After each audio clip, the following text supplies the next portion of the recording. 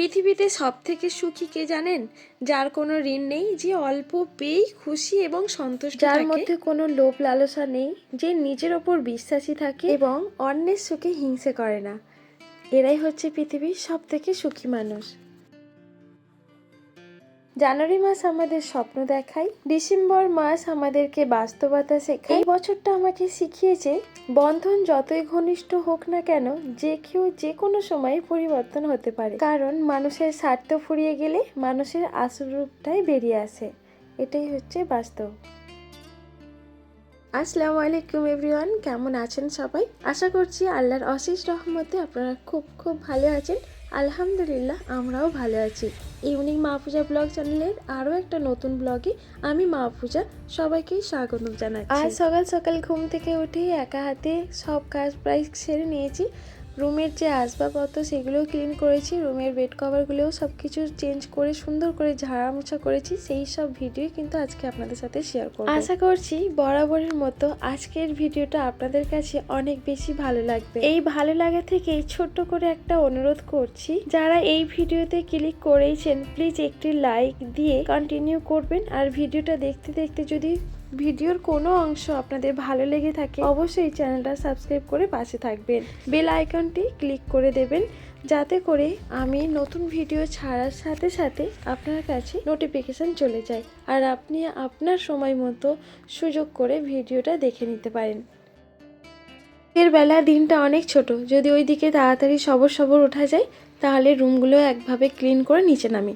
তবে এটা আমাদের ওপরের রুমগুলো ক্লিন না করে যদি নিচে রান্না করতে চলে যাই আর আসবো বলে সেই বেলা হয়ে যায়। নিচের কাজ সারতে সারতে বেশ বেলা 12টাই বেজে যায়। সকাল সকাল যদি বাবুও বিছানা ছেড়ে দেয় আর আপনাদের দাদা ভাইও তাড়াতাড়ি উঠে যায়, আমাদের যে নতুন বাড়ি হচ্ছে সেখানে সবর সূর্য ওঠার আগে রুমগুলোতে পানি দেওয়ার জন্য, দেওয়ালে পানি দেওয়ার জন্য, তাই বিছানাপত্রগুলো না বেশ ফাঁকা পায়। তাই এই সময়টা কাজে লাগিয়ে নিতে পারি আর রুমগুলো সুন্দর করে ক্লিন করে নিয়ে নিচে নামতে পারি। তবে কি জানেন তো, শীতকাল বেলা ছোট আর যদি ওই রকম নিচে যদি চলে যায় একবার আর হয় না, সেই অনেকটা বেলা পড়ে যায়। তবে এই শীতকালীন কদিনই আমার সুন্দরভাবে কাজগুলো পরিপাটি হচ্ছে। সকালের সব কাজগুলো ওপর রুমের গুছিয়ে নিয়ে তারপর নিচে নামি। তারপর নিচে যতই কাজ করি না কেন, ওপরে যেহেতু তারা থাকে না, কোনো অসুবিধা থাকেই না। মানে একটা কাজ সেরে এসে যে নিচের কাজগুলো তো আমাকে কমপ্লিট করতেই হবে, নিশ্চিন্ত হওয়া যায়। 12টার পর থেকে পুরোটা আমি ফ্রি হতে পারি। সংসারের পাশাপাশি একটা যেহেতু বিজনেস স্ট্রাগল করতে হয়, সেখানে কিন্তু 12টার পর থেকে আমাকে আবার পার্সেল করাটাও হেডেক থাকে। তাই সকালে একটু তাড়াহুড়ো করে কাজটা করলে পারে আমি 12টার সময় পুরোটাই সত্যি বলতে ফ্রি হতে পারি আর ওই দিকের কাজগুলো কিছুটা সামলাতে পারি। একদিন যদি পার্সেল থাকে, অন্যদিন রুমটা গোছানো থাকে, বিশেষ রুমটা। আর ওই দিকে আপনাদের সাথে হয়তো ক্যামেরাতে শেয়ার করি না, রান্না বসিয়ে নিয়েছি। সকালবেলাটা আমি ঠিক এমনভাবেই কাজটা সারি, ভাতটা বসিয়ে আমি চারিদিক চক্কর করে বেড়াই। কারণ একটা সময় যদি ভাতের পেছনে আমি দাঁড়িয়ে থাকি বা রান্নার পেছনে দাঁড়িয়ে থাকি, তাহলে আমার আদার্স কাজগুলো হবে না, সময়ের মধ্যে আমি ফ্রি হতেও পারবো না। তো ওই দিকে রান্না বসিয়ে নিয়েছি। হ্যাঁ, ইন্ডাকশন ওভেনে আমি ভাতটা ইন্ডাকশন ওভেনে করি, তরকারি আমি গ্যাসে। প্রতিদিন রুটিন, আমি ওপর থেকে নেমে এসেই প্রথমে আমি 2টা কিচেন রুম আমি ক্লিন করে ভালো করে মুছে নিই। কারণ রাত্রিবেলা আমরা হয়তো অনেক খেতে দেখি না, আরশোলা টিকটিকি তো প্রত্যেকের বাড়িতে আছে, তবে আমার বাড়িতেও আছে। তো ওরা চড়ে কোথায় পায়খানা করে রাখে, সেই জন্য না আমি আগে ওই 2টো কাজ আগে সেরে নিই। আমরা যারা হাউস ওয়াইফ, তাদের সকালবেলা ঘুম থেকে উঠে কিছু হোক আর নাই হোক কিচেন রুমে তাদের অনেকটা সময় কাটাতে হয়। তবে হ্যাঁ, প্রত্যেকটা মেয়েদেরই কিন্তু কিচেন রুমে বেশিটা, কোথাও অন্য সময় মানে অন্য কোনো জায়গা থেকে সময় কাটুক আর নাই কাটুক, কিচেন রুমের সঙ্গে বন্ধুত্ব কিন্তু সব থেকে বেশি। হ্যাঁ, আমারও সেই একই দশা। তো কিচেন রুমে আমাকে অনেকটা সময়ই এখানে কাটাতে হয়। হয়তো রান্না হয়ে গেলেও কোনটা মোছার আছে কোনটা গোছানোর আছে একটু থাকি, পরিপাটি রাখতে আমারও ভালো লাগে। তবে কিছু কিছু সময়ে অগোছালেও যে হয় না তা না, অগোছালেও হয়ে যায়। ঠিক চলুন, আপনাদের কিছু মিষ্টি আমার আপু ভাইয়ারা আছেন, তাদের কিছু কমেন্ট আমি পড়ে নিই। আগের ভিডিওতে দেখে আমাকে খাদিজা আপু কমেন্ট করেছে, অসংখ্য ধন্যবাদ আপু উপহার দেওয়ার জন্য। আর ভিডিওতে তোমার কথাগুলো অনেক ভালো লাগে। থ্যাংক ইউ সো মাচ আপু, তোমাকে অনেক অনেক ভালোবাসা দোয়া রইল, তুমি আমার ভিডিও দেখে কমেন্ট করো। তোমার কমেন্ট পেয়ে আমি অনেক খুশি হলাম, এভাবে পাশে থেকো আপু। আব্দুর রহমান চ্যানেল থেকে রুনা আপু মেসেজ করেছে, মানে কমেন্ট করেছে, মাশাআল্লাহ আপু তোমার ভিডিও সুন্দর হয়, ভালো লাগে দেখতে। থ্যাংক ইউ আপু। রুনা আপু কেমন আছো আমাকে জানিও, তোমার জন্য অনেক ভালোবাসা দোয়া রইল। আমার ভিডিও দেখে তুমি যে কমেন্ট পেয়েছো আমি অনেক খুশি হলাম। সুবি আপু কমেন্ট করেছে, অসংখ্য ধন্যবাদ আপু, খুব সুন্দর হয়েছে, ভিডিওটা দেখে নিলাম।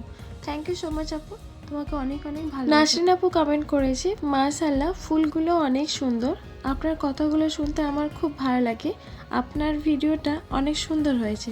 থ্যাংক ইউ সো মাচ আপু, তোমাকে অনেক ভালোবাসা, তোমার জন্য অনেক দোয়া রইল। বিউটি অফিসিয়াল আপু বলছে, এই আমি তোমাকে ভালোবাসি, ওয়াও কন্টেন্ট দারুণ দারুণ। তোমাকেও আমি ভালোবাসি আপু, তোমার খবর কি বললো, তোমার সাথে অনেক দিন কথা হয় না, অনেক মিস করছি তোমাকে, একটু সময় করে ফোন দিই আপু। তোমাকে কমেন্ট করার জন্য তোমার জন্য অনেক ভালোবাসা রইল।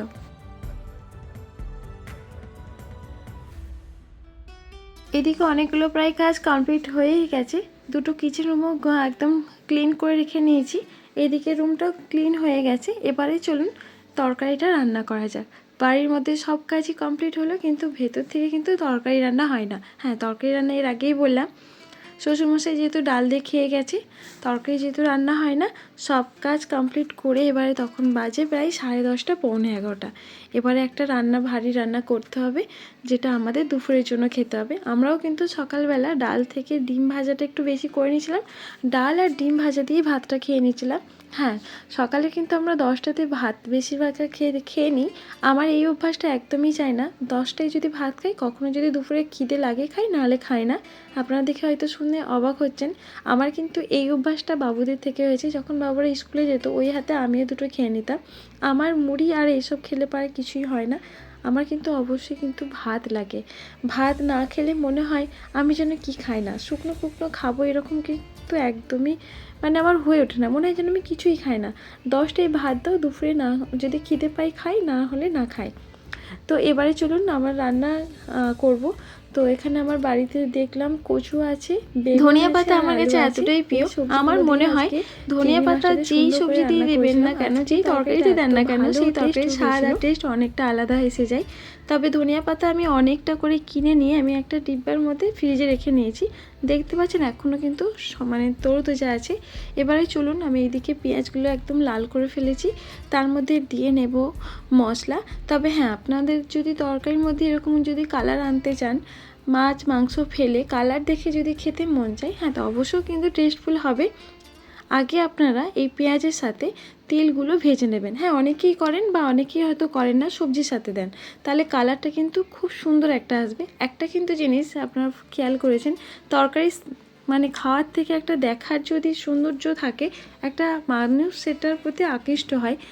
মানে তরকারির কালারটা যদি সুন্দর হয়, খেতেও একটা ইচ্ছা জাগে। তো সেই হিসাবে কালারটা কিন্তু সুন্দর আসবে, তার সাথে কিন্তু টেস্টফুলও অবশ্যই হবে। তো আমি প্রথমে মশলাটা ভেজে নিয়ে এক এক করে আলু আর কচু দিয়ে নিলাম, এটাও একটু সুন্দর করে একদম শুকনো শুকনো করে ভেজে নেব, তারপর একটু পানি নিয়ে কষাবো।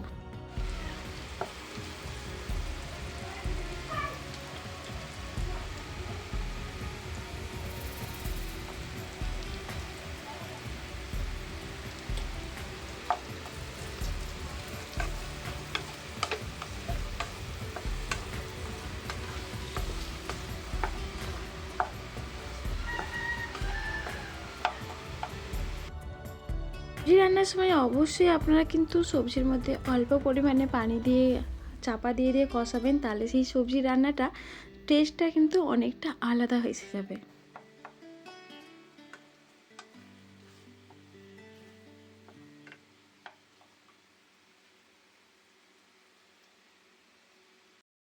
সবজিগুলোকে ভালো মতো করে কষিয়ে নিয়েছি, আর এইদিকে এই চিংড়ি মাছ আর এখানে ধনিয়া পাতা দিয়ে নিলাম, এটা হালকা করে একটু কষিয়ে নেব, তারপরে পানি দিয়ে নেব।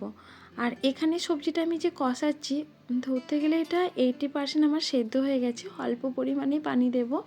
তো একদম মানে শুকনো শুকনো করবো, আর বাড়িতে যেহেতু ডাল আছে অনেক ভালো লাগবে এরকম। আর একটু ঝাল, আমার সাথে সাথে বাবুটারও একটু ঝাল পছন্দ হয়ে যাবে, আমি ভাবতে পারি না, কারণ আমি একটু যেহেতু ঝাল খাই, ওরাও অভ্যাস করে ফেলেছে একটু ঝাল খাওয়ার জন্য। যদি তরকারিতে ঝাল কম হয়, কাঁচা লঙ্কাও খাবে, তো আমার এই অভ্যাসটা হয়েছে একটু ঝাল খাওয়ার জন্য, তরকারি বেশ একটু ঝাল ঝাল হবে আর একটু ভালো লাগবে। তো যদি ঝাল না হয় আর কাঁচা লঙ্কা যে হাতে নেবে, এইরকমভাবে অভ্যাস হবে আমি নিজেও ভাবতে পারি না।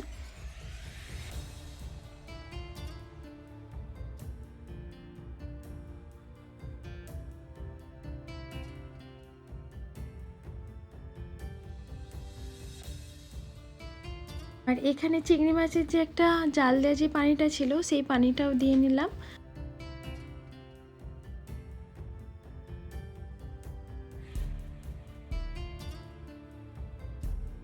10 মিনিট পর এসে দেখি তরকারিটার ঝোল একদমই মরে গেছে। এবারে কমপ্লিট হয়ে গেছে, একটু লাকড়ি দিয়ে ঘেঁটে নেব, তাহলে একটু কাদা কাদা হয়ে যাবে, সুন্দর লাগবে খেতে। আমার ভিডিওটা একদম শেষ পর্যায়ে, আপনাদের সাথে আজকে অনেক কথাই শেয়ার করলাম। আমার ভিডিওটা কোনো অংশে ভালো লেগে থাকলে অবশ্যই একটি লাইক, একটি কমেন্ট করতে একদমই ভুলবেন না। আপনারা সবাই ভালো থাকবেন, সুস্থ থাকবেন। আল্লাহ হাফেজ।